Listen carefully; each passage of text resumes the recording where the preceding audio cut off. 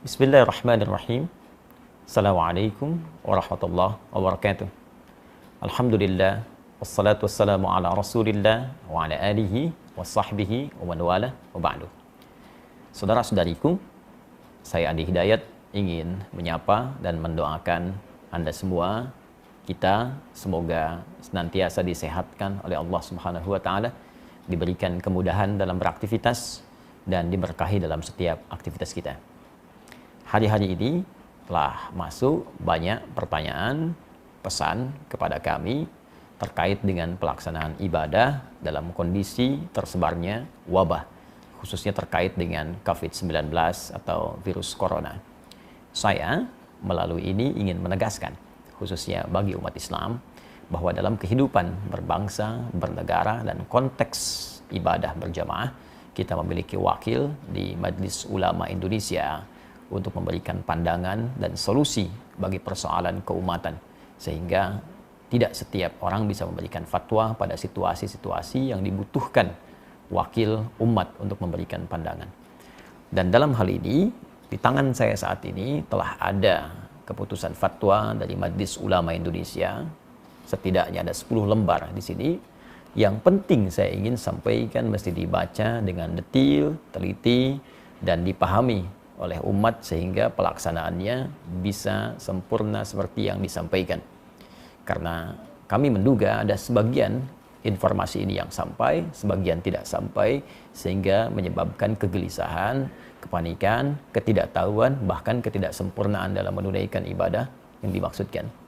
Saya mohon izin untuk bisa berkontribusi menyampaikan fatwa ini sehingga bisa lebih meluas dengan baik, dipahami oleh masyarakat, dan bisa kita amalkan sesuai dengan ketentuan syariat agama kita.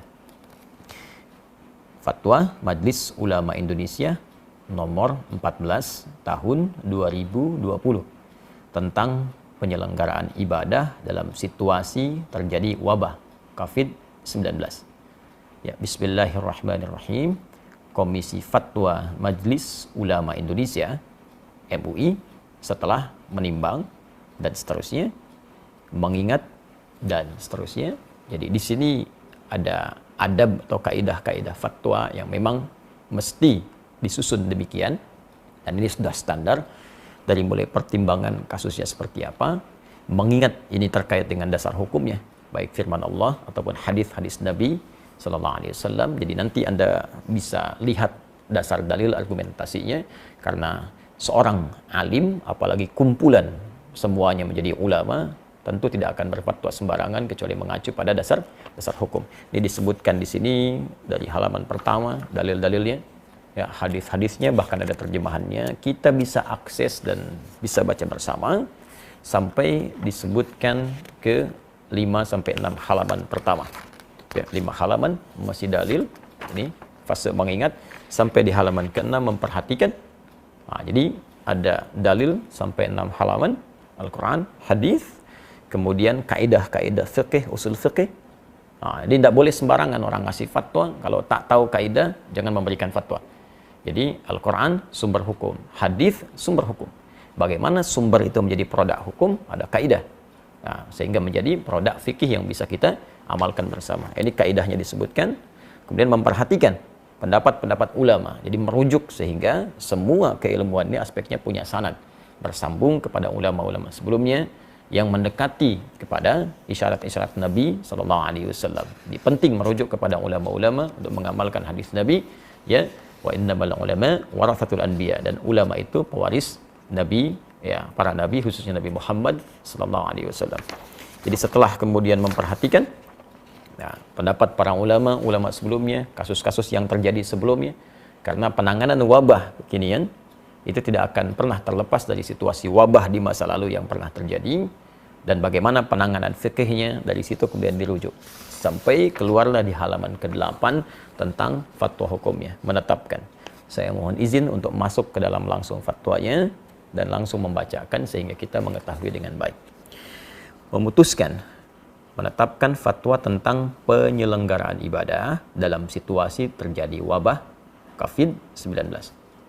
Nah, ini penting dibaca secara keseluruhan. Pertama, ketentuan umum. Ya, dalam fatwa ini yang dimaksud dengan COVID-19 adalah coronavirus disease, ya, penyakit menular yang disebabkan oleh coronavirus yang ditemukan pada tahun 2019. Jadi fatwa ini terkait dengan wabah virus corona atau COVID-19. Kedua, ketentuan hukum. Jadi tadi ketentuan umumnya untuk memberikan batasan bahwa fatwa ini dikeluarkan hanya terkait dengan masalah ini saja. Bagaimana ketentuan hukumnya? Tolong perhatikan dengan baik. Di sini ada 9 poin. Ingat betul. Jadi bukan 1-2 yang Anda cuplik lantas Anda sampaikan atau sebarkan atau di broadcast atau memberikan dasar kepada MUI, tapi sebagian saja yang dicuplik. Itu pun penting dipertimbangkan kembali. Saya bacakan satu-satu. Satu, setiap orang wajib melakukan ikhtiar, menjaga kesehatan, dan menjauhi setiap hal yang dapat menyebabkan terpapar penyakit, karena hal itu merupakan bagian dari menjaga tujuan pokok beragama, atau ad-darurat al-khams. Ya, ad-daruriyah al-khams. Ini bagian pertama, jadi meminta kita semua berikhtiar, jaga kesehatan kita, jaga baik-baik kondisi kita. Kalau kita mengambil kepada bagian-bagian sebelum yang disampaikan, jelas sekali ada anjuran langsung dari Nabi, kalau sudah tahu wilayah yang terjangkit jangan masuk ke situ, dari wilayah itu jangan keluar. Ya, ini bagian dari menjaga kehidupan kita, dan nanti turunannya kita akan lihat seperti apa proses yang dimaksudkan. Ad-daruriyatul khams, jadi ada 5 aspek tujuan pokok syariat ya, yang harus kita jaga. Yang pokok pertama adalah hifdzun nafsi, menjaga jiwa. Jadi jangan sampai kita mencari harta, mencari kehidupan, ya, mencari segala hal yang menyenangkan, tapi lupa bahwa ada yang membahayakan dalam kehidupan kita. Saya tidak akan banyak menafsirkan, kita sudah pahami. Jadi kedua, ini yang paling penting, orang yang telah terpapar virus corona wajib menjaga dan mengisolasi diri agar tidak terjadi penularan kepada orang lain. Saya ulang, orang yang telah terpapar virus corona wajib menjaga dan mengisolasi diri agar tidak terjadi penularan kepada orang lain. Baginya, salat Jumat dapat diganti dengan salat zuhur, karena salat Jumat merupakan ibadah wajib yang melibatkan banyak orang, sehingga berpeluang terjadinya penularan virus secara massal. Baginya, haram melakukan aktivitas ibadah sunnah yang membuka peluang terjadinya penularan, seperti jamaah salat 5 waktu atau rawatib, salat tarawih, dan id di masjid atau tempat umum lainnya, serta menghadiri pengajian umum dan tabligh akbar. Jelas poin yang kedua. Jadi kalau memang sudah ada diketahui positif atau bahkan kemungkinan kuat suspek yang diduga sangat kuat terkait dengan corona, maka ini jelas ya, fatwanya sangat jelas, jangan melibatkan diri dalam proses pelaksanaan ibadah berjamaah, baik Jumat, salat fardu ditunaikan berjamaah di masjid, atau salat-salat sunnah yang ditunaikan dengan sifat berjamaah terbuka. Fatwa ini sangat jelas, mudah dipahami, landasan hukumnya kuat. Bahkan kalau boleh kita memberikan bandingan yang sangat ringan, dalam situasi badai saja, ada hujan lebat, dingin, ya, itu bahkan muadzin mengumandangkan azan dengan satu kalimat membolehkan masyarakat untuk sholat di rumah karena khawatir terkena badai ketika akan ke masjid. Maka bagaimana dengan kondisi orang tertular virus dan bisa menularkan pada orang lain? Atau bahkan dalam konteks lain, ya, orang yang safar saja, perjalanan jauh, dengan keadaan safarnya dia bisa mengganti Jumat dengan zuhur karena kesulitan menunaikannya.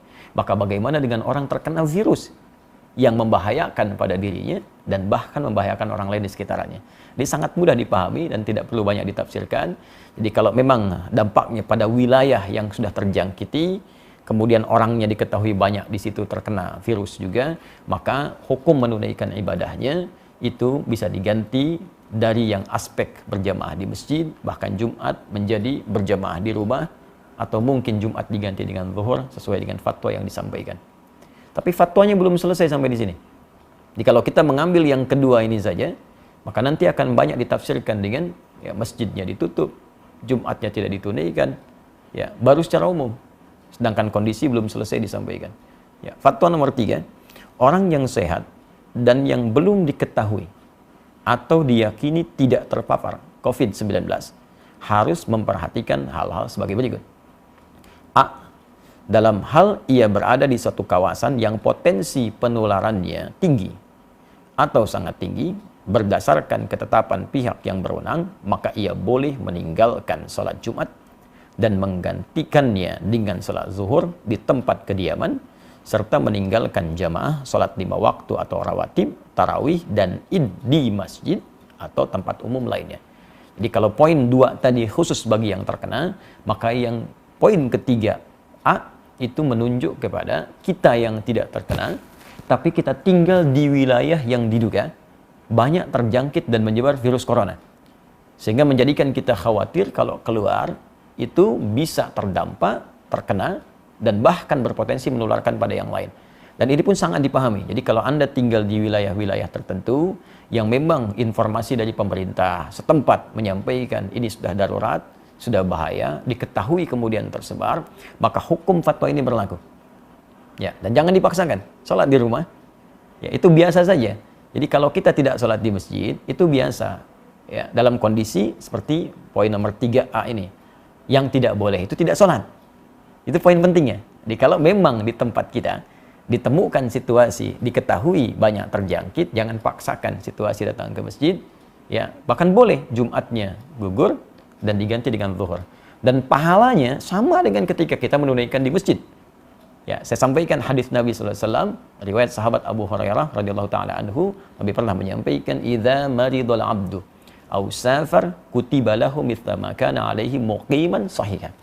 Kalau ada seorang yang sakit atau bahkan sedang perjalanan jauh, dia tidak bisa menunaikan ibadah rutin seperti biasanya, maka apa yang dia tunaikan pada saat itu dihukumi sama pahalanya dengan kebiasaan dia semula. Saat sehatnya, saat normalnya. Anda saat safar kemudian menunaikan yang sempurna jadi qasar, zuhur 4 jadi 2, sunnah tidak dikerjakan, padahal sebelumnya biasa Anda tunaikan. Maka kalaupun Anda kerjakan qasar, sunnah tidak dilakukan, tetap pahala dituliskan sempurna seperti kebiasaan Anda. Anda yang rajin ke masjid, kita yang biasa Jumatan, karena kondisi ini tidak memungkinkan ke masjid, dan tidak kita tunaikan berjamaah di masjid, kita tunaikan di rumah untuk menjaga diri pada aspek yang sangat penting, maka pahalanya pun sama dengan Anda mendatangi tempat ibadah itu. Tapi kalau Anda memaksakan diri sampai tertular atau menularkan pada orang lain, maka bukan hanya berpeluang keliru, tapi berpeluang juga dosa di dalamnya. Fatwanya belum selesai. Pada poin B, dalam hal ia berada di suatu kawasan yang potensi penularannya rendah. Tolong disimak baik-baik. Dalam hal ia berada di suatu kawasan yang potensi penularannya rendah, berdasarkan ketetapan pihak yang berwenang, maka ia tetap wajib menjalankan kewajiban ibadah sebagaimana biasa dan wajib menjaga diri agar tidak terpapar COVID-19 seperti tidak kontak fisik langsung, bersalaman, berpelukan, cium tangan, kemudian membawa sejadah sendiri dan sering membasuh tangan dengan sabun. Nah, ini penting dibacakan bagian kedua ini supaya kita mengetahui ya, bahwa fatwanya belum selesai. Jadi kalau di wilayah kita berdasar keterangan dari aparatur setempat, ya pemerintahan setempat menyampaikan di wilayah ini baik, di wilayah ini diduga kuat belum tersebar atau kecil kemungkinannya, maka kita berjamaah seperti biasa. Ini tidak harus menutup tempat ibadah. Jumat berlangsung, ya ibadah 5 waktu berlangsung, dan kehati-hatian tadi kita lakukan. Ya, kita hindari kontak fisik secara langsung, bersalaman, atau kemudian tadi membawa sejadah sendiri, menggunakan hand sanitizer, ya. Nah, itu kita lakukan. Tapi jangan latah kemudian masjid ditutup, Jumat tidak ada, sehingga seakan-akan sunyi dari ibadah. Nah, hanya mungkin di fatwa ini juga, ini kami mengusulkan. Ya, kami mengusulkan kepada pemerintah di daerah-daerah setempat dengan berkoordinasi dengan pusat, ini mungkin menyampaikan kepada masyarakat transparansi data yang terbuka. Sehingga tidak terjadi kepanikan di masyarakat dan mengetahui tempat ini ada suspek, tempat ini aman, sehingga dengan itu masyarakat mudah untuk bisa menentukan sikap sehingga tidak hadir kepanikan. Nah, saya tidak tahu nih tempat saya aman atau tidak. Nah, karena itu kita aktif untuk bisa bertanya apakah di tempat kita situasinya seperti apa, amankah atau kurangkah atau berbahayakah. Ya, ini ada sebagian tempat yang sudah cukup bagus mengupdate kepada kita ya, situasi perkembangan coronanya, ya saya ambil, dan ini menjadi patokan bagi kita untuk bisa mempraktekkan fatwa Majelis MUI ini, Majelis Ulama Indonesia ini. ya untuk bisa mempraktikkan fatwa Majelis Ulama Indonesia ini. Ya, daerah mana yang berlaku poin 3A, daerah mana berlaku poin 3B. Sambil contoh misalnya ini kita bisa akses bersama tentang penyebaran corona di Jakarta. Ya, ini sudah di-upload jadi informasi terbuka bagi publik. Jadi ada di corona.jakarta.go.id. Ini disebutkan peta sebaran kasus positif COVID-19 DKI Jakarta. Ya. Jadi sampai hari ini ya disebutkan teman-teman sekalian, ini petanya sudah merah semua tuh. Dan dijelaskan. Ya, ke bawahnya dijelaskan kelurahannya di mana, rumah sakit penanganannya di mana, hasil pantauannya sampai tanggal kemarin 18 Maret pukul 18 seperti apa, jumlah kasusnya berapa, positif titik kelurahan bagaimana, yang menunggu hasil, yang positif bisa kita akses. Bahkan Anda tinggal di mana, ini tinggal diklik titik merahnya, tuh, keluar. Kelurahan mana, terjangkit atau tidak, tapi ini kondisinya kita bisa tetapkan melalui Fatwa Majelis Ulama Indonesia, masuk kondisi yang mana. Kalau sudah merah seperti ini semua, saya kira bisa diusulkan Majelis Ulama setempat di wilayah Jakarta duduk dengan pemerintahan Provinsi DKI Jakarta, lantas memberikan himbauan pada masyarakat sesuai situasi kondisi ini. Ini yang bisa kita lakukan. Dan daerah-daerah lain berkoordinasi ya, dengan pusat, diberikan instruksi yang jelas, dari wilayahnya kemudian memberikan gambaran ke masyarakat. Pertimbangan-pertimbangan lain kita serahkan ya, pada pengelola dan pengatur stakeholder di bangsa, di negara. Tapi kewaspadaan kita sebagai tanggung jawab bagian dari masyarakat, kita turut aktif untuk bisa mengimplementasikan instruksi dimaksud dengan barangkali menjaga diri kita dan menyesuaikan dengan kondisi-kondisi tadi. Kita bertanya, Anda yang di Jawa, Jawa Barat, Jawa Tengah, Jawa Timur, Jakarta, Jogja, dari Sabang sampai dengan Merauke, kita ketahui wilayah kita, baru kita terapkan fatwa yang dimaksudkan ini. Dan disinilah pentingnya para ulama juga dilibatkan untuk memberikan pendampingan ke masyarakat. Ya, saya ingin tegaskan situasi sekarang ini berdampak luas ke fikih. Ya, sekarang yang tingkat meninggal tadi disebutkan di Jakarta sudah 15. Nah, bagaimana cara menyolatkannya, cara memandikannya. Bahkan ada beberapa kasus di masyarakat yang masuk rumah sakit, kemudian juga sudah tidak tertampung. Ada lagi yang lebih ekstrim, akan disolatkan, dikuburkan, masyarakat tidak menerima karena takut tertular. Nah, ini saya kira kita, para ulama, para ustadz juga mesti terpanggil untuk membantu, bersinergi, dan memberikan pendampingan ke masyarakat, dan berkoordinasi dengan wilayah pemerintahan dengan baik, sehingga kita terjadi kesatuan, perpaduan, dan sinergi yang baik, satu dengan yang lainnya. Kemudian, saya bacakan fatwanya, ya. Dalam kondisi 4, dalam kondisi penyebaran COVID-19 tidak terkendali di satu kawasan yang mengancam jiwa, umat Islam tidak boleh menyelenggarakan sholat Jumat. Saya bacakan, umat Islam tidak boleh menyelenggarakan sholat Jumat di kawasan tersebut sampai keadaan menjadi normal kembali, dan wajib menggantikannya dengan sholat zuhur di tempat masing-masing. Demikian juga tidak boleh menyelenggarakan aktivitas ibadah yang melibatkan orang banyak dan diyakini dapat menjadi media penyebaran COVID-19 seperti jamaah sholat 5 waktu atau rawatib, sholat tarawih dan id di masjid atau tempat umum lainnya, serta menghadiri pengajian umum dan majlis taklim. Ini nomor 4 ini dalam kondisi penyebaran COVID-19 tidak terkendali. Artinya memang sudah mewabah luas, tidak bisa ditangani sama sekali, maka fatwa ini berlaku. Dan ini sudah tidak perlu kita berfatwa lagi. Jadi kalau orang-orang tak paham, sudah diam saja. Ikuti instruksinya, karena ini sudah orang yang pakar yang berbicara. Ya, kadang-kadang kita ini suka aneh. Masalah ekonomi, kita ikut ekonom. Masalah hukum, kita ikut ahli hukum. Ya, masalah untuk bisnis, kita ikut pebisnis. Tapi kalau urusan agama, semua bisa berfatwa. Nah, maka saya tegas ingin menyampaikan, kalau tidak punya ilmu, tak paham, sudah ikuti instruksi yang ada, jangan bikin fatwa masing-masing. Nah, jangan sampai Anda bisa mengatakan misalnya, mohon maaf, ini kan bagian dari ibadah itu wajib kalau wafat sedang dalam keadaan sholat. Wafat itu tidak ada kaitan dengan virus atau yang lain. Kalau sudah tiba ajal ya wafat. Tapi ketentuan syariat mesti kita ikuti. Nabi saja meminta kita untuk menjaga diri. Anda bukan Nabi, bukan Rasul, menganjurkan sesuatu yang bertentangan. Maka itu sangat hal yang tidak diharapkan.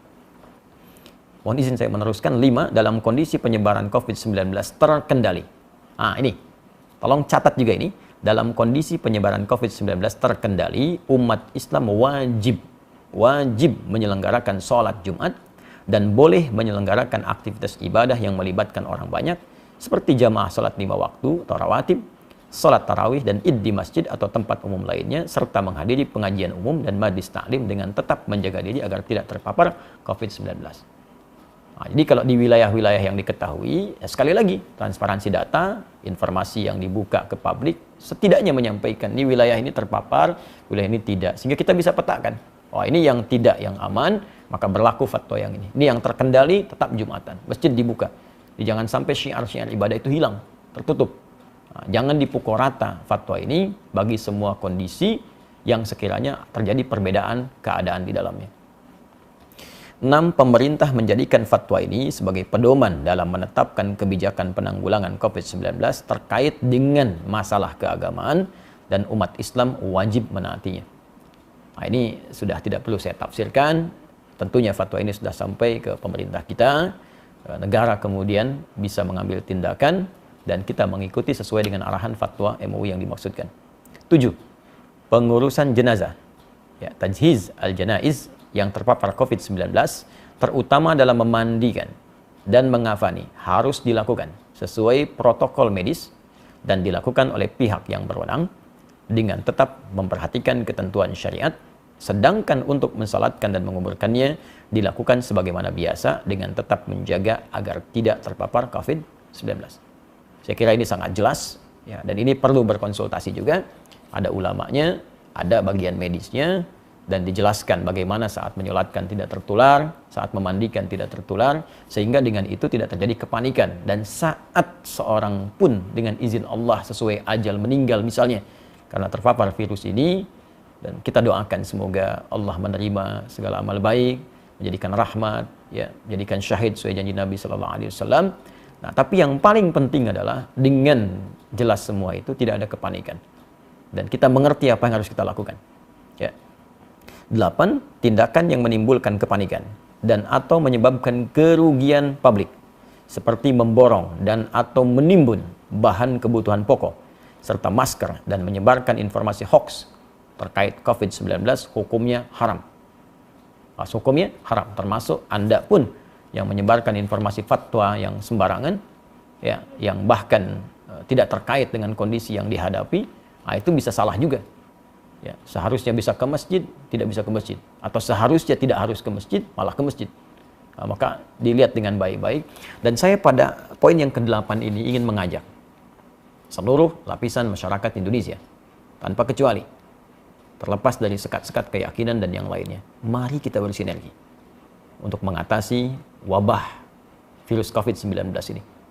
Ya, Anda yang diberikan keluasan oleh Allah Subhanahu wa Ta'ala dari segi harta, atau bahkan bisnis Anda terkait erat dengan kebutuhan masyarakat saat ini buktikan waktunya Anda untuk membuktikan diri, berbakti kepada negeri, bangsa, berkhidmat, niatkan sebagai ibadah, tampil Anda. Buat masker yang banyak, sebarkan di masyarakat, CSR Anda gunakan untuk berkhidmat secara sosial, atau bikin harga yang murah. Nah, jangan mencari keuntungan dari situasi yang sulit. Ya, karena untuk apa Anda mendapatkan harta kekayaan yang tinggi di atas penderitaan orang lain? Ya. Kemudian juga yang usaha di bidang disinfektasi, disinfektan, silahkan buat dengan harga pokoknya, sebarkan. Kalau perlu kita bikin bilik-bilik kemudian di sosial di masyarakat sehingga orang bisa diberikan disinfektan, ya, dengan cukup baik, menemukan hand sanitizer di berbagai tempat sehingga kita bisa tekan sesuai dengan kemampuan kita. Apa yang bisa kita kerjakan, passion yang kita dapati, kita bersinergi. Dan ini bukan saatnya untuk kita saling mencari peluang, ya, mencela, menjatuhkan. Ya, negeri kita perlu persatuan untuk mengatasi wabah ini. Kalau kita memang ingin terbebas, ya, kecuali kalau orang-orang punya kepentingan-kepentingan lain, ya, tentunya Allah akan memberikan jalan keluar kepada kita dengan cara yang paling baik. Terakhir, 9. Umat Islam agar semakin mendekatkan diri kepada Allah Subhanahu wa Ta'ala dengan memperbanyak ibadah, taubat, istighfar, zikir, membaca kunut nazilah di setiap salat fardu, memperbanyak salawat, sedekah, serta senantiasa berdoa kepada Allah Subhanahu wa Ta'ala agar diberikan perlindungan dan keselamatan dari musibah dan mara bahaya.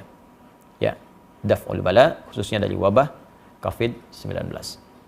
Inilah 9 poin yang disampaikan, dan bagian terakhir khususnya bagi kita umat Islam sangat penting kita lakukan.